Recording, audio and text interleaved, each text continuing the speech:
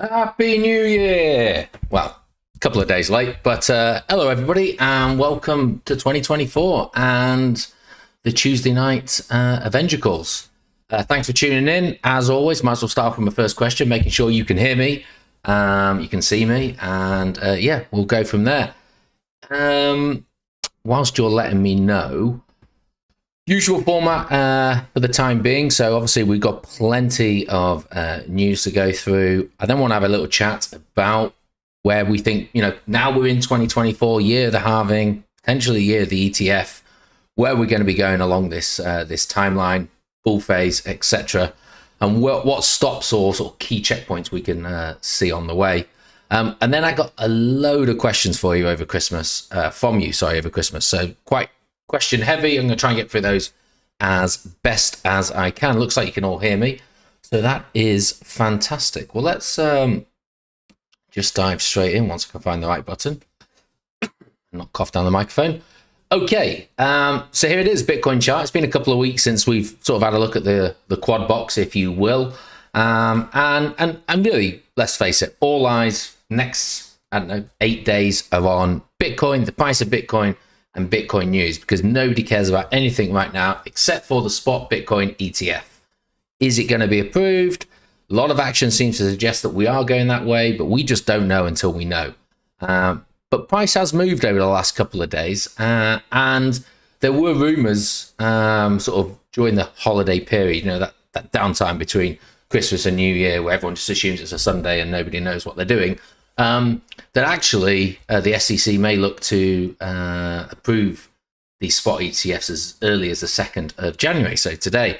And it's kind of telling me, because I think either Sunday night or certainly yesterday, Bitcoin's price started to move. And we were seeing some pretty significant gains. But if we have a look at the chart, and I will go into charting, particularly on Bitcoin in a bit more detail later.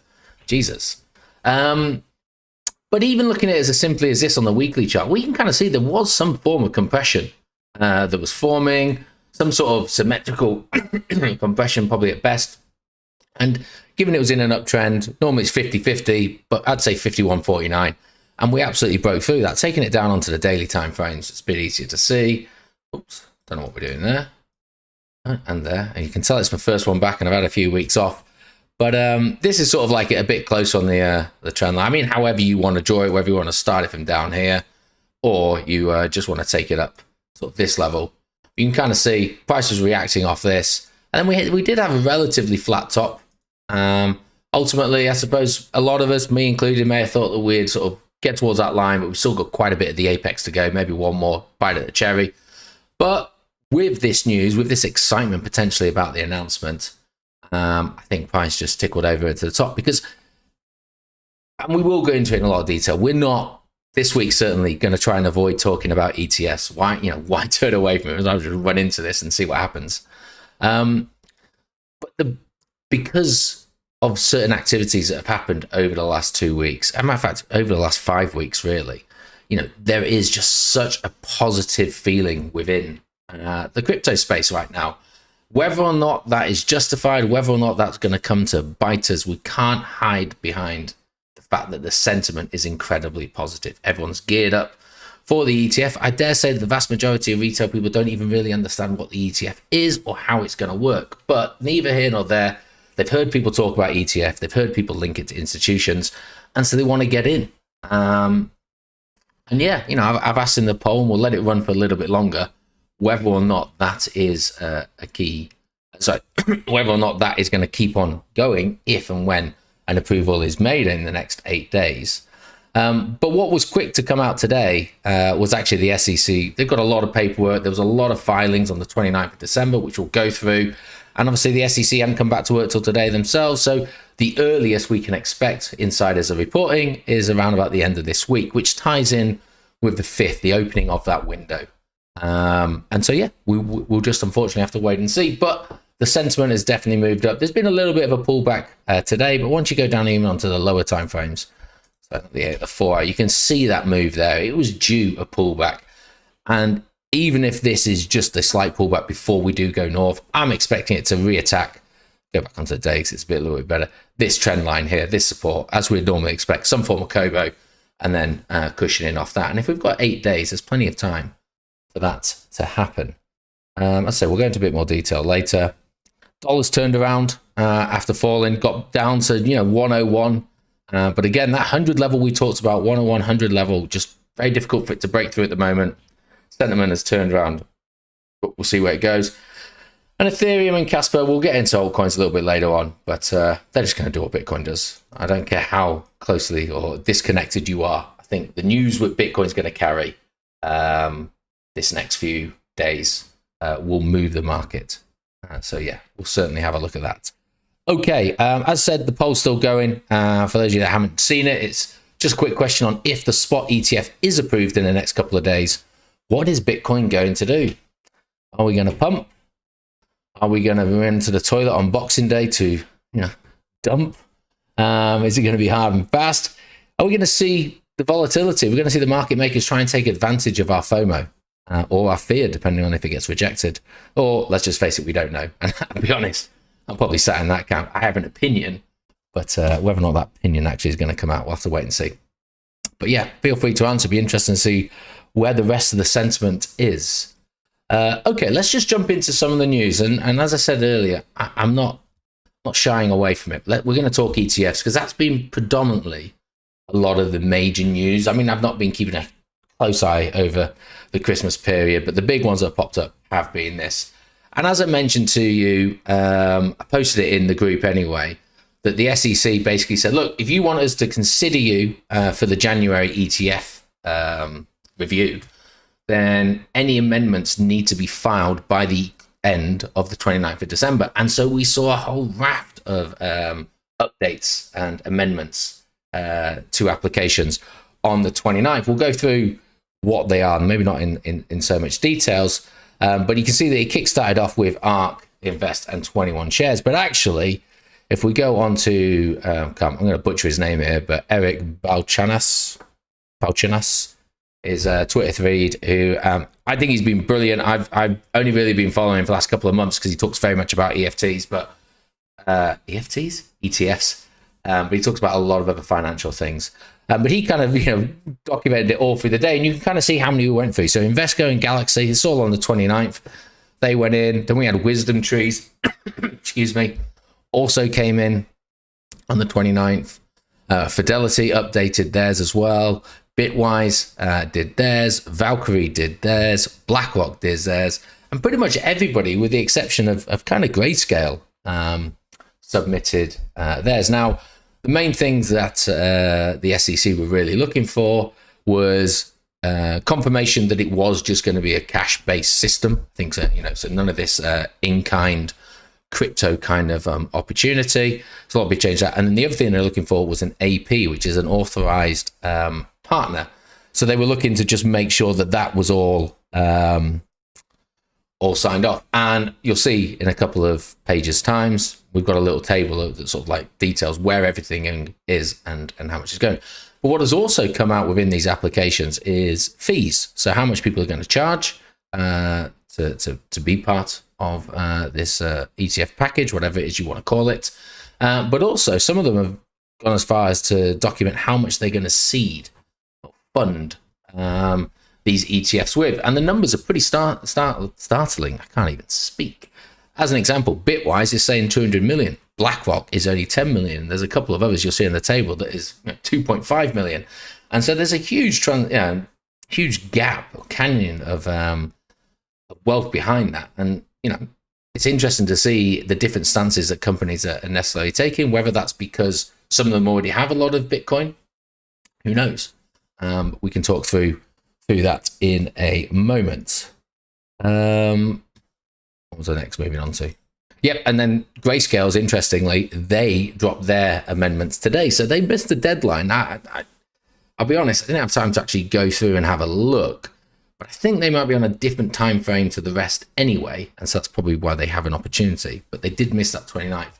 And so they, as it says in here, they were very clear in their amendments about the cash-only option. They were holding out. But they didn't name an authorized participant. They're not the only people not to have named them in these updates. Doesn't mean that they don't know who it is. They just haven't named them yet.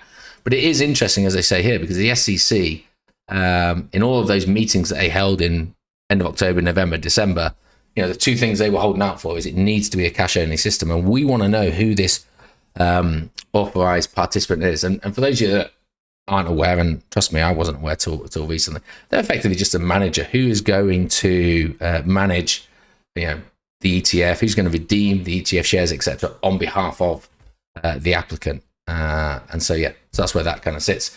Some of them have actually named two APs, as you'll see in a moment. And so this is the table that we're talking about, and you might have seen a similar table to this, which was documented with dates of all the different applications. Well, apparently we don't need that anymore because it's a bang-on, surefire thing that it's going to be approved in the next 7 days. So, like I said, we'll just go with it. So this is all of the outstanding spot ETF applications in no particular order. But now we can start to see a bit of detail of sort of who's going to manage it, what the tickers are going to be, fees that are known, APs, as I mentioned, how much it's seeded by, and then who the custodian is, where they're going to be storing all of this. And it's quite interesting to see that actually there's a lot of similar names within these. But I think for me, everyone's been looking at the BlackRock, application as the go-to, because BlackRock has such a strong 500 to 1 ratio of wins for ETF applications. But let's just start with them. So their ticker is going to be IBIT. It's BlackRock. We don't know what their fee is at the moment. That wasn't within the amendments that anyone's seen. They're going to be on the NASDAQ, and their AP is Jane Street and then JP Morgan. Interesting with JP Morgan, just given the fact, what's his name just eluded me? CEO Diamond, I can't think of his name now. Anyway, hates Bitcoin so much, but they're going to be the APs for it because they're just in it to make money, aren't they? They're seeding it with 10 million, and we kind of already knew they were going with Coinbase from the previous applications. And I'm not going to go through it line by line, but you can kind of see where some of them are. Some of the interesting ones on here, so Invesco, they're effectively doing a 6-month waiving of fees, and I assume that is to try and encourage people to go into their ETF rather than others.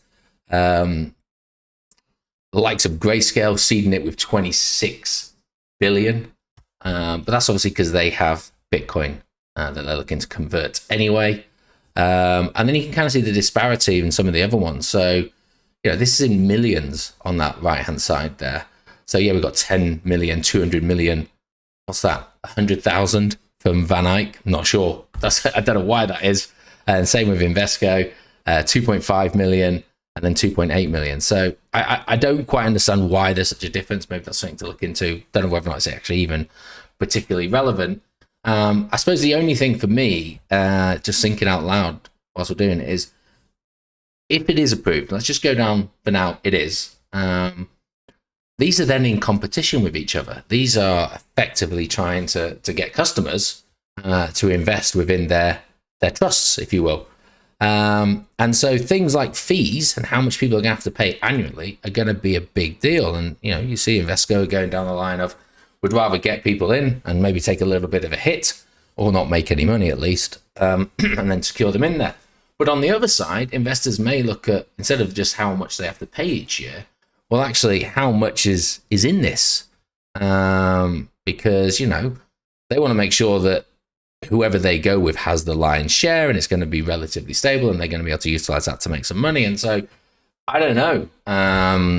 Some of these numbers do seem quite low. And so just try and understand how it's being seeded with such little amount, whether that relates to the fact that they already own some Bitcoin, it's just going to be transferred across, or they think they're going to get away with only buying a couple of $1 million worth. This table I need to interrogate a little bit more. We touched on it, but obviously I was saving these as the holidays went through. The deadline date, it was all about whether or not it's going to be cash only rather than this in-kind element to go through here. Deadline 29th we talked about. ETF analyst, so that's who we've just been on this Twitter. Just trying to see if there's anything here. I don't think so. I just put it up there. It's okay. We'll move on to the next one. Why waste time? I think that's it on the ETS. We're going to cover those a lot later with some of the questions you guys are asking. So probably one of the absolute biggest piece of news to come out there was completely overshadowed. I didn't even see this the day it dropped. So very convenient timing for the Department of Justice to drop this news that, you know, I like to think of myself as completely ear to the grindstone for this. I completely missed it. But Sam Bankman-Fried will no longer face that second trial we talked about. So the trial was due to take place in March 24 for a further 6 counts. One of them was that political blackmailing count. But the prosecutors have effectively said, look, there's no new evidence that we could present, although I'm amazed at that because, as I said, some of these charges were completely different. And so it'd be a waste of everybody's time to take this to the second trial. And rather, we would just like to seek judgment on, you know, because although he's been found guilty, we don't have the sentencing, and that was going to happen after the second trial. They're now just looking to seek what the sentencing is going to be. And so, yeah, this has not gone down well in the crypto world. And yes, okay, he may already be facing 50, 70 years in prison. But it's the fact that actually there's potential that he has gotten away with certain crimes that are now no longer going to be associated with him. And one of the biggest ones has got to be the $100 million worth of political contributions that he made over the years. And I mean, I try not to be too tinfoiled hat here, although I am every week. But you're not telling me that those $100 million didn't help to sway the decision to not bother seeking any further further convictions. Sentencing is to come, and maybe what that might have pulled out in the woodwork. But I don't want to go down that route. The fact of the matter is, that's where we sit with this. I can't remember the exact year counts that's still left, but I do think there's somewhere between 50 and 70 years worth. Now, he might not serve all of that back to back, and obviously he might not get the full sentencings for each. I think most people in the camp, he's going to serve somewhere between 15 and 25 years, which good. Should be longer, but that's where we are with that one. But yeah, the timing of that is just amazing. Mr. Michael Saylor, Bitcoin Jesus himself, he let us know just after Christmas that he's going to bought just under another 15,000 Bitcoin for 615 million.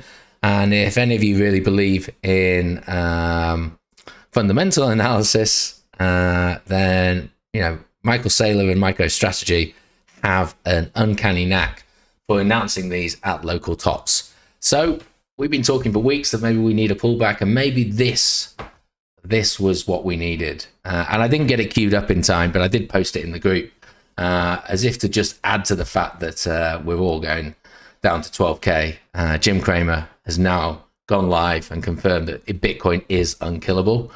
I mean, you know, Bitcoin has had its obituary written many times before, but never has one felt so scary as the fact that Jim Cramer is actually citing the fact that this thing, Jamie Dimon, that's who I was thinking of with JP Morgan. Sorry about just dropping someone's name randomly. But yeah, so we all know the Cramer contrarian statistic. So whatever he says, the opposite seems to happen. The fact that we've got a local top in, and also he's saying that maybe it is time for pullback. But putting the old jokes aside, I think what, you know, for me, I like this kind of news, and I don't care whether the price goes up or the price goes down. But in terms of, you know, grounding myself, sentiment myself, we've got someone here who has been buying Bitcoin for 4 or 5 years now, still feeling that this is a price that he would be happy, or they would be happy to continue to buy. And so, you know, just sort of, you know, taking your head out of the 1 hour chart and the 4 hour charts, you know, we've got Bitcoin Jesus here still very happy to be buying it. His average Bitcoin price at the moment is just sitting under about 30,000, and he's happy to buy Bitcoin 50% higher than what his average buying is at the moment.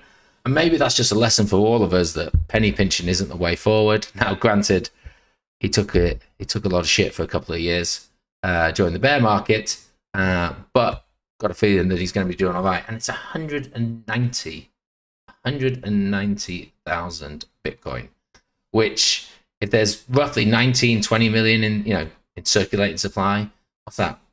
1% of all Bitcoin is now owned by MicroStrategy, which is just amazing, really. But yeah, there we are with that one. And then I thought this one was, you know, quite interesting, just because we've talked about the AI narrative and we talked about the rise of just AI as a whole. Well, someone's decided to try and really push a couple of the AI programs out there and try and get some prices and see where they think crypto's going in 2024. And I will share the article, but we'll try and skim through where they think it's going. So will Bitcoin reach an all-time high? And Google's Bard, which some people don't think is the best, have said that with this year, so 2024, not bull run, 2024, we could see highs of around $120,000 per Bitcoin. Now, just to caveat that, they put it in a range of 50,000 to 120,000, and bearing in mind that we're at 45,000, I think the lower end is fairly easy to get to. Upper end, we'll have to wait and see, but that's certainly where they are crunching the numbers. In terms of whether or not they think the SEC will approve an ETF, they do. However, they think that, if to get that, the development of a reliable and regulated spot Bitcoin market, so we need to reduce the swings and the volatility. The adoptions by institutions is going to help, and the regulatory environment needs to improve. Now, let's face it, we're not going to get we're unlikely to get the regulatory environment carved in stone prior to any ETF being approved, whether or not it's next week or 3 months' time or probably even 2 years, because it's an incredibly complex sector. But I do think the fact that if an ETF gets approved, we are effectively getting a stamp of approval in one form or another. I think that's just going to force people to actually have to face the fact that we will require regulations to manage this properly, effectively. And I've been all for regulations. I think it's just going to give clarity to us. For those of us that have been in a few years, been able to benefit, but also we've taken a lot of hits from a lack of regulations, a lack of uncertainty within that. I think now it's time just to try and legitimize that. There will still be opportunity for us mere mortals to make some money from it. But yeah, upcoming trends, what do they see? Well, they see decentralized private identifiers, or DPINs, which we've talked about in the past as one of the key sectors. Staking protocols, or restaking, should I say, data availability layers, real-world assets, and then AI itself. So I think of most of the narratives we've talked about, I think the only other one that's probably missing there is the gaming side of things, but it just asks for its top 5. But it'll be interesting to see if any of these actually do come out on top. You can go through the article in a bit more detail yourselves. Right, no questions so far, so that's good. I'll have a swig of water and then we'll move off from the news. So I just want to, I suppose, let's just go full screen. Before we make sure I'm on full screen. Yeah, before we dive into sort of the main meat of this, I just want to have a chat to you actually about the research videos that I do. Because I'll be honest, going through the analytics over the holidays, they're actually not very well watched, on the private channel. And that's no kick at you guys or anything like that. That personally falls on me. I need to present this information in a way which is a bit more appealing. And so I've been just having to think about, one, why they are that way, and then two, what we can do to make it better. And I'll be honest, what have we got in the group? Roughly 250 people. I'd say 10% actually end up watching the videos, and those that watch it all the way through is even less than that. And obviously there's a lot of time and effort that goes into them. I do think it's important that we keep on doing the research. I think I've got to try and find a way which is a little bit easier for people to take that information on board, bearing in mind the amount of lives that we do. People don't probably just want to sit down and watch me wrap it on for another 30 minutes.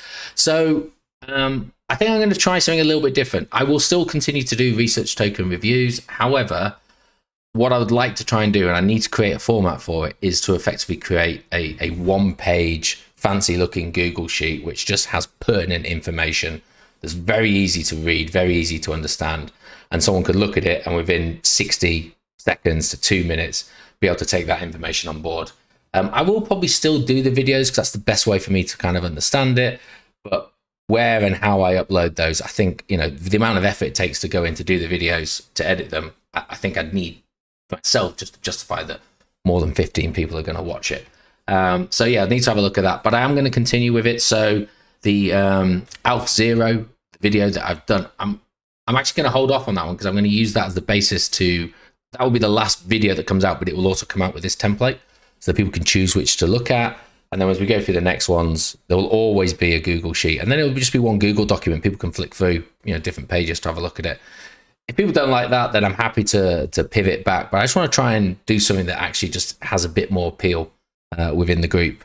So, yeah, we shall... we'll see how that one goes. Hopefully that isn't too much of a problem. While speaking of live videos, I just filmed today the last part of the 2023 year in review video, because obviously I wanted to wait for the price of Bitcoin as it turned midnight.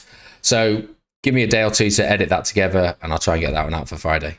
But anyway, I hope that helps. Let's go back, make sure that I hit that. And okay, I want to talk about the bull market. I mean, hey, now's the perfect time, isn't it? But I actually want to talk. I've put this on just to give myself a bit of a reminder of where I'm going with it. But having looked at previous cycles, are there actually key events that may occur that can give us some indication of where we are in the bull market cycles and sort of what events may take place? Now, we know things such as the ETF, that's unique. Well, an ETF approval is unique to this cycle. ETFs have been talked about for a while, but sorry, I got something stuck in my throat.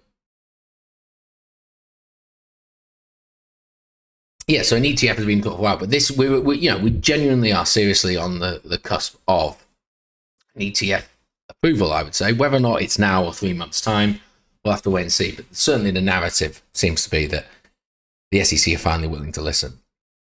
And then we'll have the inevitable 400th obituary of Bitcoin and why it will never work, and just drive that last bit of fear in to just shake everybody out. And then we fall into a Bitcoin halving, and they happen every 4 years, so they are relatively easy to plot. I say that because the data sometimes moves, but in terms of just sort of a landmark point in the cycle, it's a very clear event. And looking at past ones, only one thing has really happened since then, and that's upwards. And so we can use that as a waypoint for the journey that we're going on. I think things such as, and I will go into detail on the chart of this in a moment, but the next real thing that we will probably feel, and it may not be instantaneous, is retail coming in. I think especially off the back of an ETF, spot ETF. I think the news that will bring the climb in the price of Bitcoin, I think retail will rush in. I don't, when I talk about retail, I'm not talking about us that have stuck with it in the bear market. I'm talking about those that lost money in the last bull run, last bear market, put the tail between their legs and just forgot all about it. And then they'll start hitting the word Bitcoin again, and they'll go, oh yeah, it was about the same price it was when I got out, might as well get back in. And we'll start to see that flood come in. We'll start to see volume increase, all of that kind of stuff. And yeah, I think we will hit new all-time highs. Whether or not we hit it this year, I'm not sure. Probably, if ETFs are approved, then maybe we will see all-time highs. Now, an all-time high doesn't necessarily mean that we're at the top of the market. We just have to get above 69,000. Just above 69,000.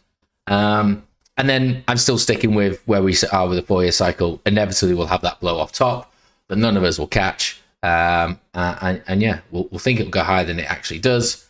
And then we led into the bear market. But they are key stages for us. And, once we get the conversation about the ETF out of the way, even if it gets rejected, okay, the ETF not rejected gets postponed, then yeah, that's going to suck. That is going to likely drive the price down, likely lead to people talking about the death of Bitcoin. And yeah, that reset we've kind of been waiting for. But the narrative will then shift to the halving. It's a big thing every 4 years. It's a non-event in terms of watching it, but it's something that, people anchor themselves to, talk about, and it will drive the price up due to the scarcity. If you believe in the 4 year cycle, if you believe in the stock to flow, that's how it's going to be. And it says April 17th here. Let's just refresh it. Still April 17th. Okay, that's the first time that's ever happened to me. So yeah, 105 days. By the time we do the next Avenger call, we double digits. That's it. So, this is getting close. We've been talking about this now since it was over 200 days, probably more. So yeah, that's going to be the next focus after this. And if we have had an ETF approved, then, people are going to be really talking about how this halving is really going to just absolutely supercharge the price afterwards, because even the institutional investors will want to get in on it and demanding that these funds buy more Bitcoin, etc., etc. There's going to be less of that to buy. It's going to drive it into £500,000, £1 million, whatever it is, or dollars per Bitcoin. We'll have to wait and see on those prices. But in terms of trying to chart this, so this is, those of you that do watch, probably end of November, I sort of put this up here, and I was trying to sort of put a picture of how I view Bitcoin. Because if you remember, there were charts like this, which is the halving, which we've had for a while. There's this one, which is levels that we're talking about and attacking, which we can cover. But I was trying to put it all onto one chart, and I said I was trying to work on something new. This one's fairly simple, just representation of where is being the most advantageous for you to be during each of the 4 years of the cycle. And that's easier said than done, isn't it? Of course, but starting in the bear market, stables, that first year of recovery, Bitcoin definitely sees a much bigger bounce. And there's a second consolidation kind of period where Bitcoin moves into the altcoins. And then in that final year of the bull run, it's really alt season. Obviously, Bitcoin still has its day as well, but altcoins starting to strip off and head much faster. And then the cycle repeats. But it just felt like there's something was missing. So I've kind of updated this, and it's kind of looking a little bit like this now. And I will zoom in, and apologies for any confusion here, but this is going to help us, kind of set where our direction is going to go over the next couple of years. Well, certainly it's going to help me. So just in terms of what you're looking at here, the white vertical lines just representative of the year breaks. So 1st of January to the 31st of December. Each of the color boxes. So there's an accumulation phase, which is the yellow or the orange. The commencement, the start of the bull phase is in the blue. Full bull, kind of alt season, but that run to all-time highs and blow off top. And then there's the bear market, so in red. So relatively simple, and I've kind of based it going back to January, 2011. And yeah, look, this is a logarithmic chart, so obviously this kind of doesn't feel like that's an accumulation phase, because we're talking about 18 cents to $4, massive increase. But if we're looking on the linear chart, that does look like an accumulation phase. But as we get a bit closer, we can kind of see that similar things do actually play out. So in that accumulation phase, it's generally sideways action. The blue phase, we're starting to see some sort of progressive move upwards. And then the green phase is the parabolic run before we have the blow off top. And the red phase sees that dump back down. And again, the dumps back down are generally to similar levels. And we'll have a look at those a little bit later on. In terms of the dots, the red dots are all-time highs. Those are highs of the cycle, shall I say. The green squares are the lows of the cycle, and the blue diamonds are the halving events. And so, right, okay, that's great, Harry. Basically, all you've done is drawn some colourful boxes on a chart that everybody knows about. But we can now try and have a look at that to just forecast where we're going. We kind of know, because we know where these red dots line, that the last 3 all-time highs have all been in November, which is why everyone's talking about November 25, or December, I think it was for one of the years, but November, December of the parabolic run years. So that's why everyone's talking about November 25 as being the blow-off top period. And so that's worth utilizing that knowledge to go, okay, well, there has been similar rhyming in these previous periods. So maybe we can have a look to see what kind of future we've got. And the price is arguably irrelevant. I mean, it's obviously relevant for us and our bank balance, but in terms of just the stages that we're going through, it will be what it will be. And we will try and get as big a piece of that pie as we possibly can, whether we're those that stay in Bitcoin or those that want to shift over to altcoins. But interestingly enough, we kind of had 2 separate cycles. So the first and the second cycle followed a fairly similar pattern. So you get the blue period, because we are in the blue period now. We've done that crossover period. And okay, the year 1 accumulation may have actually only been 9 months. And actually this blue period may have overlapped and actually started in October, that October we talked about. So I get that. It's not going to be 100% accurate, but the accumulation period is effectively over. And hopefully we've all filled our pots. We've all got what we need to get. And there's, we may have some on the side for anything that may come up. But, whether or not ETFs are approved, doesn't matter if Bitcoin now moves, because we're in a position that we can take advantage of that. Because we've spent the last year filling our boots. But year one, cycle one and cycle two, represented by this yellow lines here, they had a, strong blue phase, an incredibly powerful singular move up in the green phase, and then that pullback, relatively aggressive 50% pullback in the red phase. And that again happened here, and we had that pullback. But in the last bull cycle, actually, the year two blue was incredibly strong. That had a lot of the move within that. And then we had two tops. We had two tops in year three, which does, potentially mess up a few of the very generic scenarios that we play out. Because we talk about, conveniently, November 21 was the all-time high. And that fits in with the narrative of all the previous winter all-time highs in the cycles. But actually, a lot of the metrics kind of suggested that the April-May high was the market cycle top. And it just so happened that November, bit of euphoria still got into us, and we breached the previous all-time high for a couple of days before it pulled back down. But either way, we've got a different kind of formation that's happened. So I've kind of overlaid both of those, and we can just have a look at both. But you'll see that despite how we get to where we get to in November of 2025, there are still very similar processes along the way. So we're going to start with the purple one. The purple one represents, oops, I've locked it, so I couldn't mess around with it. Let me unlock it. The purple one effectively represents this period here. Okay. So if we just overlay that on to where we are at the moment, and what we can see is that this will now take us to January 27. I've not put it on there, but obviously there would be a green box and a red box when we get there. But what have we got? So this is effectively saying that we've still got a little bit more climbing to do before we have that major pullback. Well, funnily enough, with news such as the ETF, then potentially there is still room to run.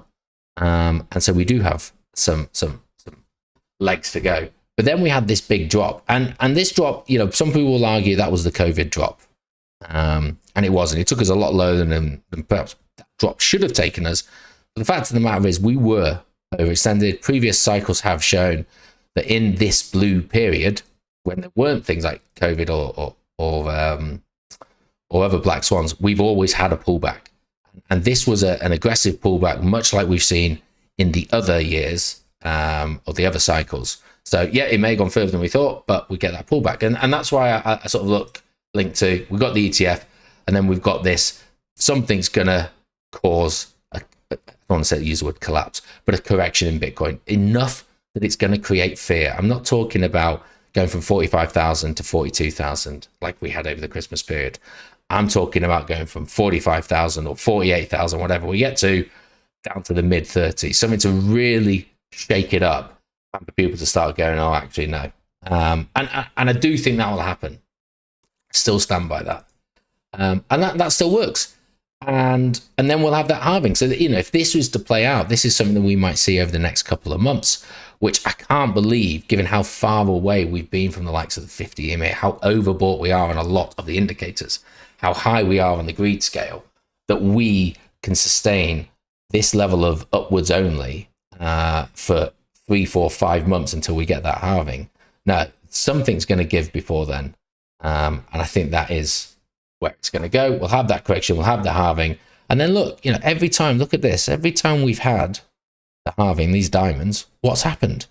Prices skyrocketed up. Okay, I accept. We may have had the odd month of a pullback. These are monthly candles, remember. But in the grand scheme of things, the only thing that happens next is upwards. That's it. That's where it goes. Upwards to a price in which we don't see again. And that's where I see it. Whether or not you get in now, whether or not we do get that correction before the halving, you get in there. yes, it may hurt you for a couple of months, but the direction, the narrative, the storyline, if you will, is this will go up. If you are a fan, if you believe in the 4-year cycle and the scarcity model, that's what you should be expecting. You should be expecting that 40,000 in 3 years' time will seem like a bargain, just like those people that bought 3,000 or 3,800, 4,000, 7,000, whatever down here. That's the bargain. Okay, so that's certainly something to potentially look at. We've then got the retail coming in, and this is what I talk about, the retail coming in, that changeover from the blue to the green, and suddenly everybody's talking about it. It's rushing in, and the move up again is so much steeper. And if this was on the linear chart, you'd see how aggressive those moves look compared to previous years. I mean, am I going to ruin it by doing this? Let's see, maybe not. Maybe when I get back, but look at it now. These previous years, you can still see how aggressive these spikes up are. That's the retail rushing in. Now, of course, again, I get it. The argument being, well, in 2020, everyone was locked up and the government were giving out free money. I get it. But retail still rushed in, This time's different because we got an ETF. Every cycle, someone says this time's different. I heard it in 2017, I heard it in 2020, and now we're hearing it in 2024. Yes, it may be different, but the way that the TA plays out isn't different. It's just hidden behind a different excuse. Right, let's going to see whether or not it's ruined. Perhaps not. Okay.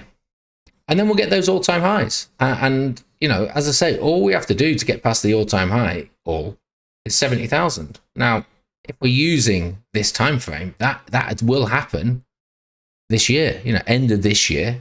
And much like what the AI is suggesting, we should breach those all-time highs. Now, I actually personally think that when we get to all-time high, we'll have some sort of correction again. But I do think we will see an all-time high this year. That's, or very early next year, perhaps. But earlier in the cycle than we think.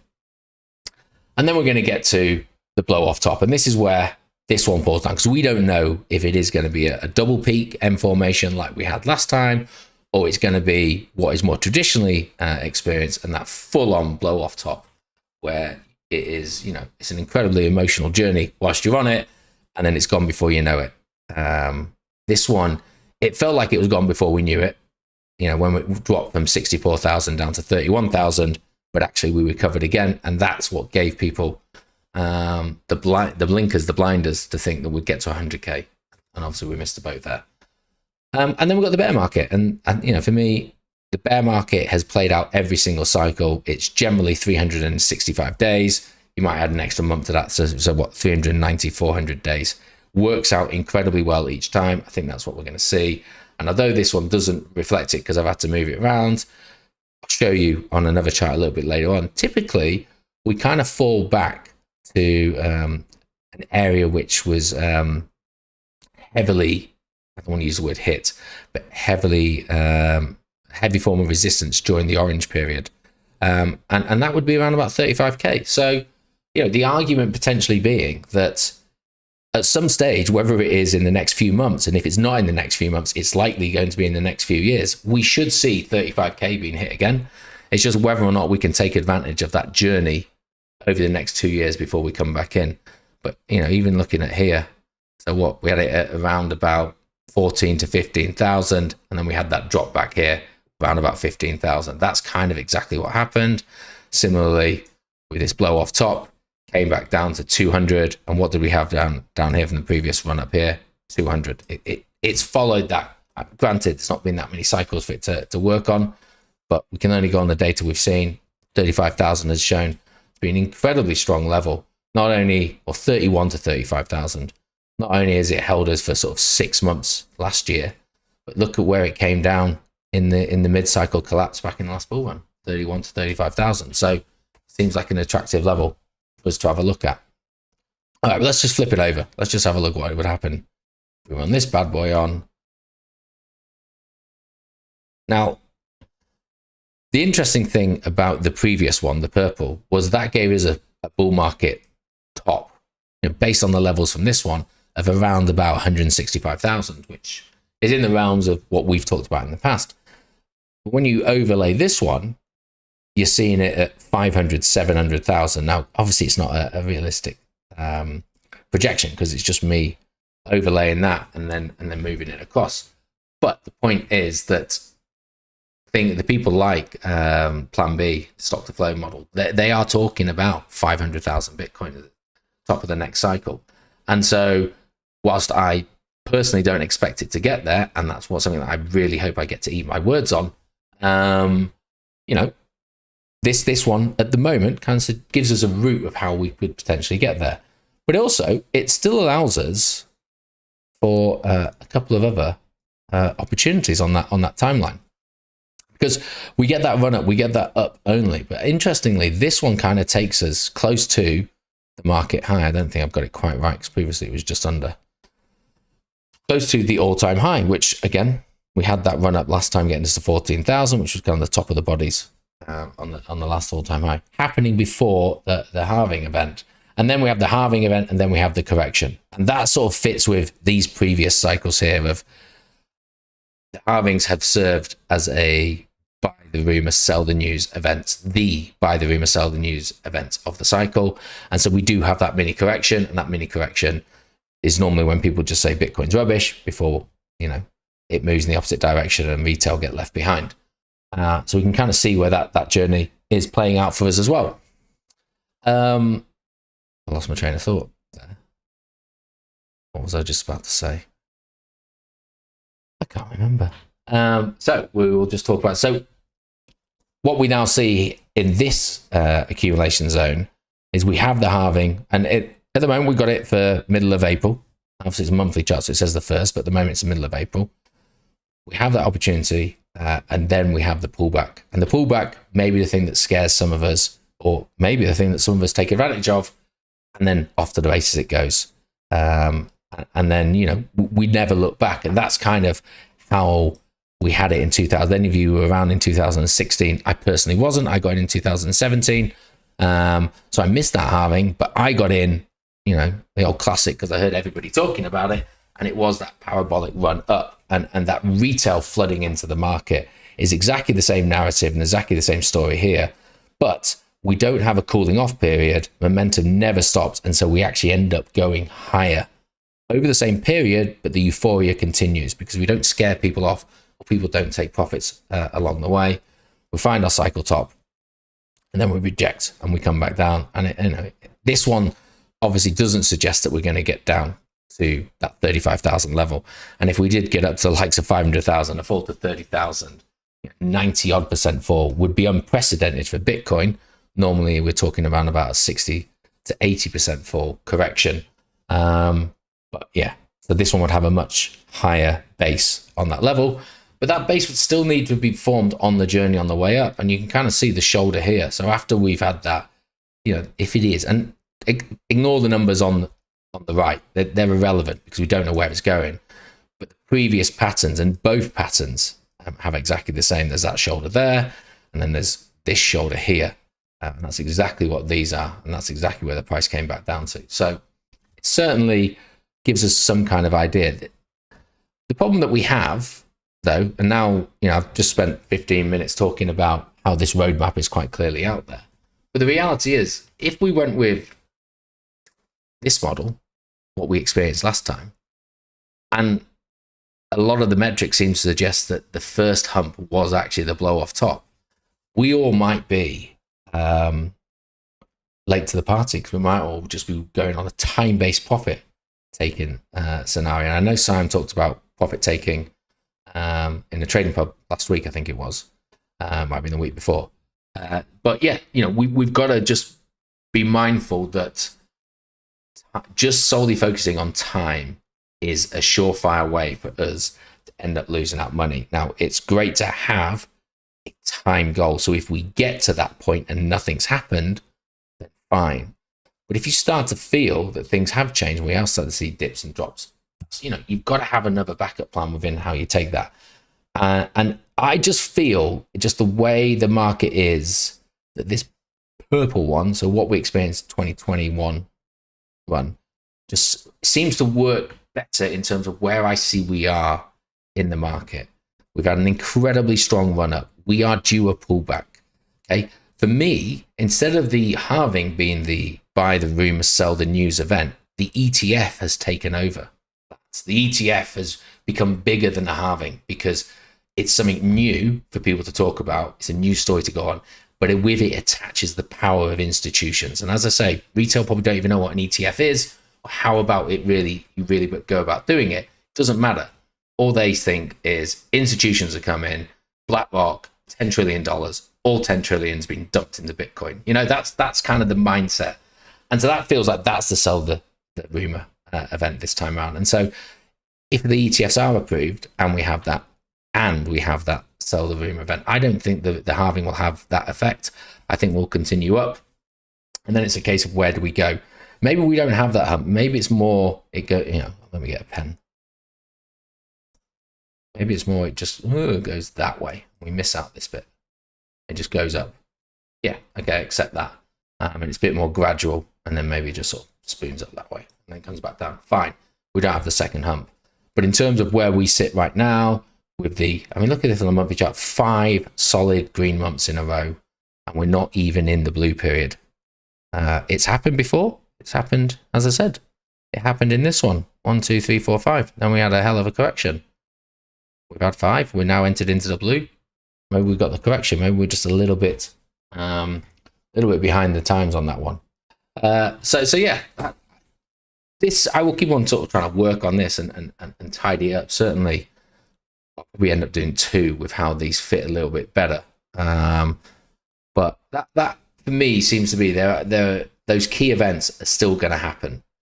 Yeah, okay, we don't know the dates of them, but we'll know when they happen. We can see when retail comes in because we can track. I mean, I personally don't, but we can track when new wallets are created. We'll know when an all-time high happens because that's easy. Whenever it goes above 69,000, we'll know when the halving happens. We'll know when the ETF. You know there'll be a correction. You just know it, a big one. Whether it happens because of an ETF, whether it happens after the halving, doesn't matter. People will be saying that Bitcoin is not worth what it's meant to be. Jim Cramer will come back and go, Bitcoin is killable. Whatever it is. And then, yeah, the blow off top, that's going to be hard to spot. That will be. That takes, well, the reality is you probably ain't going to spot it. You'll be lucky if you get it because we'll all be swept up within that side of things. But yeah, I mean, that's just my thoughts on it. As I say, I'll keep on working to try and tidy this up.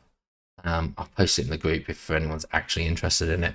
And then we'll go from there. Let's have a look. Erjan's put, wonder if we should invest in Coinbase given they're the custodians of most ETFs. I mean, a lot of crypto related stocks have seen the benefits over the last few weeks, and they have this week, whether it be mining companies or the likes of Coinbase. And I think someone asked me a little bit later on about, when is the right time to get in? Is now the right time to get in? I'll kind of share my thoughts on that, but it does tie back to the, crypto stocks.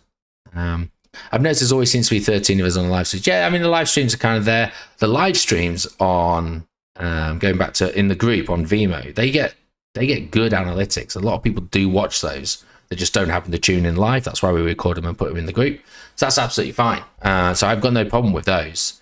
I just want to make them better. There's no point me spending all that time on content if you're not enjoying it. And whilst I don't get too much feedback on them, normally what happens is someone who asks for the token says thank you very much. And that's one of the reasons probably why they don't get viewed as much, because it's one person asking for one random token, which I'm more than happy to oblige to. And so they're interested, and maybe you guys are interested, but a lot of them aren't. So I can do better. I know I can. And I just want to get the information out there. I want people to just have access to it. And if it's because they want to read it rather than look at it, then absolutely fine. Stuart, sounds good with the videos and the info shoot. Really appreciate the work. Okay, cheers. Right. We've spent all that time talking about Bitcoin, but I'm going to talk about it a little bit more. But a bit closer to home, a bit closer to the time date. So, it's the beginning of the month, which means I get to update let's have a look how Bitcoin is at the beginning of the month. This is what it was in the 5th of December. So when we did it at the beginning of December.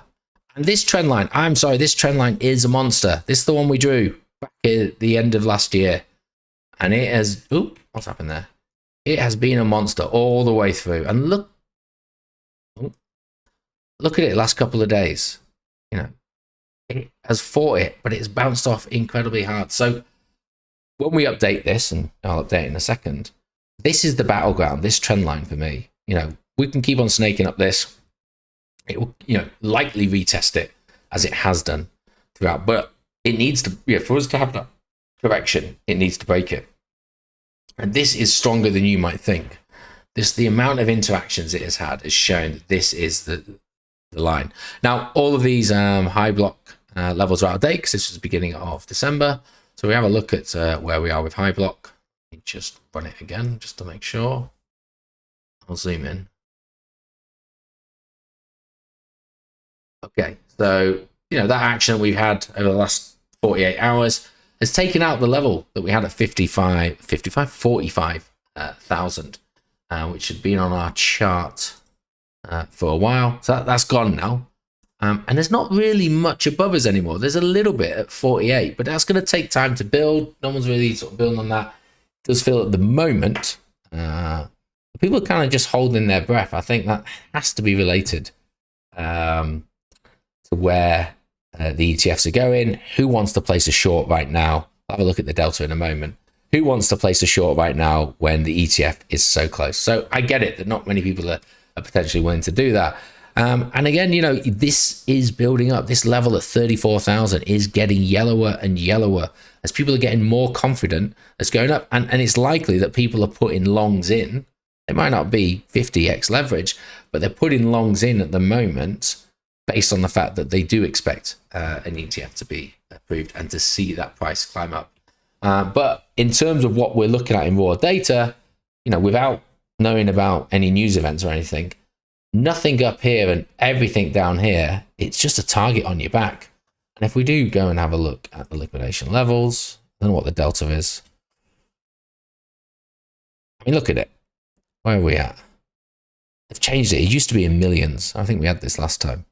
But look at this imbalance to the green, to the longs. Look how much longs there are compared to shorts that have happened since, yesterday.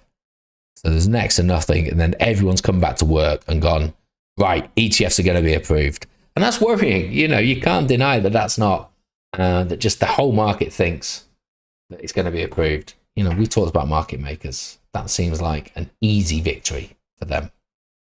Okay, so I've updated the chart. I've not moved my trend line. I mean, why would I?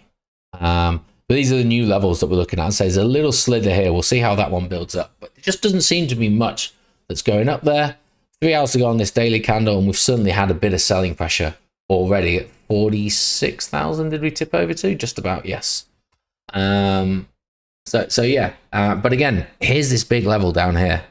But look, we've got to lose this trend line. And this trend line is a stubborn little person, I'm going to swear. And yeah, it's held well. But when we have lost it, it's been tough to get back through. So, for me, that's the battleground. That's what I'm looking at. And should we see a price come back here, with or without any news announcement, my thought process is it would initially bounce. It's just been too strong right now for it not to. Watch it go straight through without any resistance now. I don't know why I got this one on. Okay, yeah, I remember now. Okay, so there's a guy on Twitter that I follow, Crypto Con. He did this, but it was so small I've had to reproduce it for you here. But what is he talking about? Well, he's talking about, say he, assume it's a he, cycle runs and where Bitcoin turns around in these mid-cycle highs. Why are these on? That I don't know. God, they shouldn't be there. Just delete them. Right, anyway. So, talking at the moment is, at what level could we possibly see a turnaround? We've just been climbing so high for so long. It seems almost impossible that we can continue to do that. Well, looking back at the previous cycles, we're on the 2-week chart here at the moment. It doesn't change where the figures are. It's just easier for you guys to see. We go back to the cycle in 2011 through 2014. And if you just want a Fibonacci, and I couldn't get this to work initially on my Fibonacci, I had to change a few of the settings. So it's not a Fibonacci I normally run because this is a logarithmic chart, but I'm actually using linear levels. But, I just want to relay the point that's being used. And I'll just prove that if I were to do this with mine, you see the 618 is much further down. And that's because when I right click on this setting, I go to style, I have it ticked fib levels based on the log scale. What CryptoCon's done, I'm not saying that's not wrong, it's just when things look different to how I present mine, you can see how it jumped up when I unticked it. But I'm going to leave it at that. But I have done it this way just so I can recreate what they produce. And what they've kind of said is if you run from the top of the cycle to the bottom, we then see the price climb up to the 618 before it has a rejection, and it typically hits this a previously formed trend line. So it climbs up to the 618 level, rejects back to the trend line. Same thing. So the reason these aren't exactly on the levels is because I did it on the weekly. This is actually on the weekly level. I've then put it on the 2 weekly just so you can see the data. So it is body to body if we were on the weekly. Let me just show you. Don't want anyone to think that I'm just sort of making them up. But you can see body to body. Okay. We might as well leave it on these now. So we go into that second cycle top to cycle bottom, and then it climbs back up. And okay, breaches the 618, but it does have a turnaround in around the 618, and then it wicks back down to this previously formed trend line. This trend line then snakes off, and off it goes again. We move it into the 2018, cycle top to cycle bottom. It then climbs back up, hits the 618 line, comes back down, hits this line, then COVID happens, and then it moves back up. So this has proven itself to be a fairly decent reflection of how the market has worked, regardless of any news event. Doesn't matter. We're talking over 10 years, 12 years worth of data here. Doesn't matter what the news was. This always seems to have played out roughly. But let's have a look at where we are at the moment. Because cycle top to cycle bottom, this one actually isn't accurately drawn on the weekly. Just move this up, makes it a little bit better. Okay. So what we've got here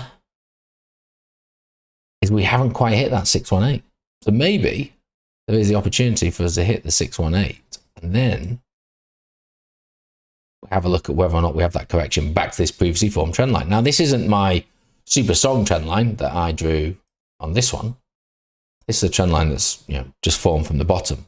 So if I drew the one that I drew here, it looks something a bit like this. Whilst that could still be very valid, I'm looking at it from just connecting the bottoms as he's done in the previous cycles. And so maybe, regardless of what the news is going to be, the run-up is about to end. And we've just been waiting to hit this 618 like we've done every other time. And we've got a correction coming. And that correction, depending on how long it takes, February it's going to be 33,000. March it's going to be 34,000. So April's probably going to be about 35. That takes us back to these levels that we're looking at. So yeah, from a macro point of view, I'm still very much not too sure what's going to happen. I suppose now's as good a time as any to end the poll. But I'm firmly sitting in, we'll go over the results in a second, but I'm firmly sat in I don't know camp of what's good, because we've had, well, I'll go on to, I should have ended that a little bit later because I've just realized one of the RT questions is me talking about that. But I did find this was relatively interesting in terms of where we've previously gone, 618 level. And of course, you can create a chart for any scenario you want. Absolutely. That's why we never go off one scenario. But I'm not doing anything at the moment because for me, it's just too hard to call what's going to happen, in terms of probability. And because I'm already in the market, that's majority, I'm not really fussed. If it skyrockets up, I'm happy with that. If it comes back down, I got a little bit on the side to help just buy a bit more. So I'm pretty relaxed with what it's going to go. And if we do see this ETF approved and all we see is upwards afterwards, then fantastic. I spent 2023 very well, and hopefully you guys did as well. So yeah, I think let's have a look at one other Bitcoin chart, just because we've looked at it so many times. I'm intrigued to see where we are with it. Excuse me.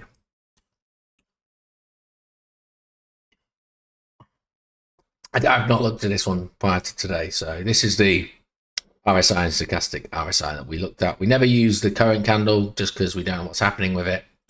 But if we look at the ones before, We kind of see we're still in that downwards momentum over the last couple of weeks since we streamed, but we are at that 70 level, and previously we have bounced off it before and given ourselves a little bit of a rise. But if we lose it, then it's correction time. We are, as I say, in a downwards trend on the stochastic, coming down from that, positive vibes heading into, well, more neutral at least. These upticks at the moment are related to what's been happening over the last day and a half. So again, we can't do it. So right now we're trending down. I know this week's price action doesn't look like that, but we'll never trade off this. This is just going to be I told you so a little bit later on. Excuse me. Right, let's have a look at some of these questions. I'm going to try and get through these as quick as I can. I will come back to the poll results, I promise. Alan's put, what are all the different color candles on your chart? And what are the waves surrounding some of the moving averages? Okay, Alan, that's fairly simple to answer, but it's hard to understand, I suppose. So I think this is a chart that you're looking at. Let's just move it on to a smaller time frame, 4 hour. It doesn't matter what chart you use. Okay, let's move on to Bitcoin, 4 hour.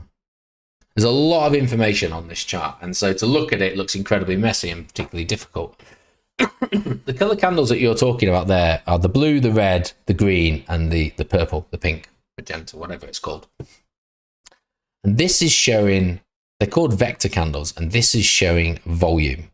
Okay, so if it doesn't have a color, it's just white or it's gray, then this is just average amount of volume. I don't know how many candles it goes back to determine it. I can't remember, but it's just within the average. If it's red or green, then it's 200% higher than what the average is, which means that, for a green candle, that 200%, twice as many people are buying or trading in that candle than have done previously. So that shows, high levels of trading, high levels of volume. The purple and the blue represent around about 150%. So they're not quite as high, which typically could suggest that actually it's slowing down. Now, this is used in the market maker method, which I have taken by watching two people in particular. So there's a lady called Trade Travel Chill, who is a YouTuber. She's got her own group as well, who uses the market maker. And she has a very similar kind of like candle setup like this. And then the other one is a guy called Tino. His YouTube is Traders Reality. He speaks about 1,000 miles an hour. But once you understand what he's saying, it's fascinating and I like it. What these candles are showing, though, is what we call trapped trades, if you will. So typically this works better on derivatives trading. So we're talking about people that are placing trades, and if volume's going up and it's going green and green and green, people are placing longs and longs and longs. And then if we start to see blues, we start to wonder whether or not they have they start to die off, and then you might get areas of trapped sort of trades, and I recommend you do watch those. But then what we get to see is these green boxes, and these green boxes represent sort of vector candles. These vector candles, I say, are areas where people have placed longs or shorts, depending on which color it is, but typically we're going to see some sort of recovery of those, and normally these are littered. If we go on a 1 hour, it's ranging from it, you can see a lot of them, but in the past you don't get to see them, but vector candles do get recovered all the time. So look, this red vector candle recovered by these green ones, and a red vector candle here recovered by these green ones. We've now got these green vector candles. It's highly likely that the vast majority of these will be recovered at some stage. We were already tipping down. Then I've got a lot of EMAs on the charts, and I've got the 10, the 20, and the 50. And you can kind of see, on the 1 hour, the 10, which is the blue, the 20 is the red, and the 50 is the sorry, I don't know what you call that, cyan, I suppose. And then this is blue, is a 50. It kind of respects those. The cloud around it is just the 50 EMA cloud. So it kind of gives you a sort of a rough edge of taking the data depending on how you're tracking that back, and just gives you a little bit of a spread. And that's it.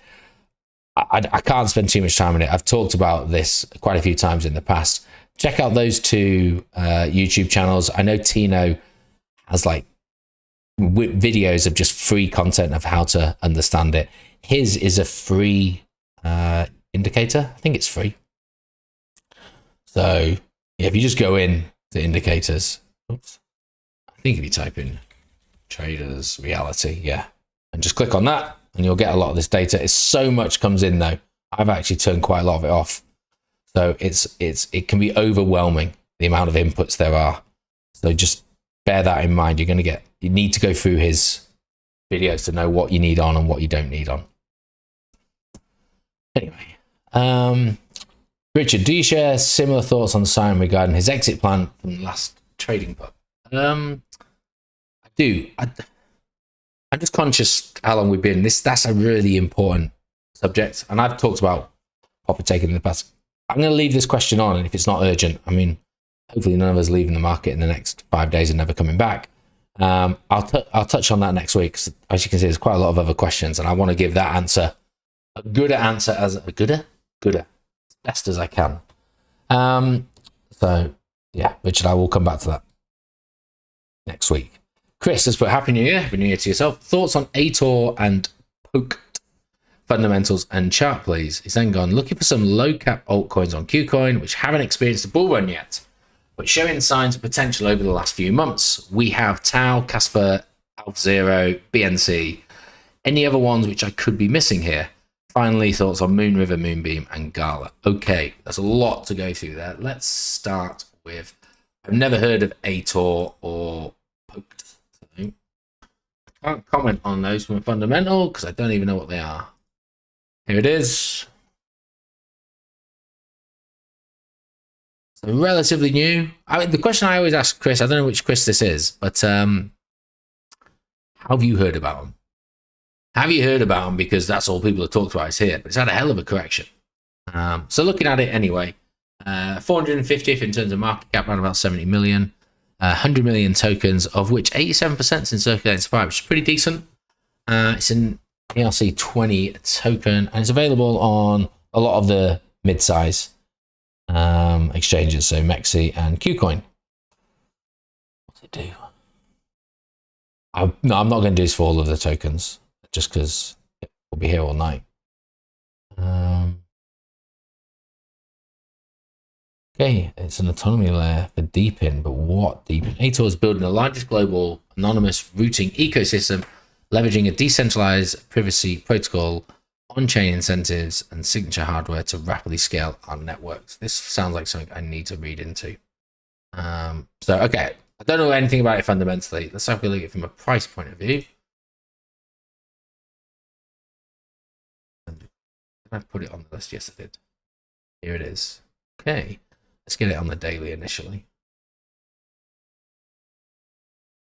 So KuCoin obviously not had it listed for very long, which doesn't help. But what we saw on here was we had that huge run up. KuCoin's listed it and then it's dumped, interestingly. We do see that happen quite a lot.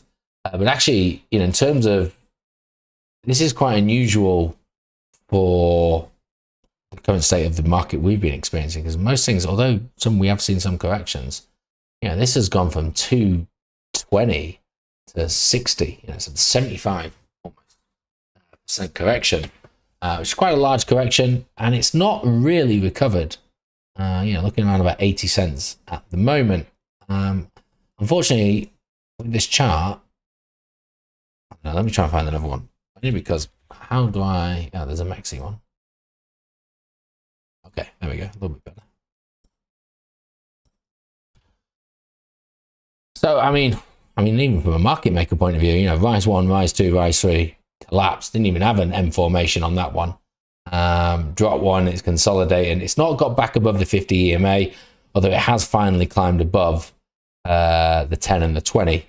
So maybe we might have seen a bottoming pattern there. We've also potentially got some form of double bottom here. But what I'd prefer to see with a double bottom is not have that there. This double bottom to form at a level that isn't tied with that one. But it is what it is. What I will say is it was trending down. It's still in a downtrend technically. It hasn't broken through. I wouldn't necessarily be interested in this until it broke and held above the 50, because then it's reversed the downtrend. The double bottom has played out, and it's recovered the 10, the 20, and the 50, and it's building on top of that. We've got time for it to go. But you can kind of see once it's got its ability, 5 and the 10 hold it very nicely. And that's why, sorry, the 5 and the 10 and the 20, and that's why we keep them here. Again, the 10 and the 20 in the downside, holding them back quite nicely. Couldn't tell you where it's going to go because I just don't know enough about the token. But I do like deep in, so we'll see. Poke T. Poke T. Pocket. I feel like I've heard of this one. Wow. Is this it? Pocket. Okay. So it launched in end of 21, so end of the bull run. Yeah, not a great time to launch, and it just died. So for me, you can't count any of this price. I would say none of this, not even this here at $1.20. This is its price for me. So anywhere from 15 cents to where it is 16 cents. So for the last year and a half, it's not really done anything. Now, that's not really necessarily fair on it. In the last few weeks, it's gone from 2 cents to 16 cents. So it's 8x. So that's actually pretty impressive. But across the last year, perhaps not so much. It's got a market cap of 1/4 of a billion. It's ranked 231. Again, you know, Bybit, Gates, KuCoin, Mexi. So mid-sized ones. Total supply, it's almost, if this is correct, 100% out, because the circulating supply is 1.5 billion. It's only got a 1.6 billion, although it doesn't have a max supply. So without being able to go into the tokenomics, it may just be printing itself repeatedly. The RPC base layer, Web3 infrastructure, again, I need to have a look at this. I don't even know what it does. Okay, I'll have to come and have a look at that one. I'm sorry. Let's have a look. I did put them all on here. So, daily chart, yep, looking much better. And actually, do you know what? I know I gave it a little bit of a kick in there. What is quite nice to see is this. You know, it's formed that base, fine. It's broken out with the rest of everyone else in October, rided it up, came back down, found some support on the 50. So, you know, a lot of tokens have just left the 50 behind, but this hasn't. I always like to see a retest of the 50, and then it's moved up again. And for me, yep, this seems like it's forming a decent area. We may have a pullback, yeah, but the 5 and the 10 have held strong in the past. So, you know, yeah, it may get down to 13 cents. But right now, this seems to be performing like a lot of the other altcoins in the market. And it's doing very well. And for me, it's had that healthy kind of correction. So if this is something you like and you've researched it and you're looking for an ideal time to get in, you know, maybe you can wait to 13 cents for a retest of the 10. But, you know, the difference between 13 cents and 15 cents might be peanuts. You know, you just got to hedge that on yourself.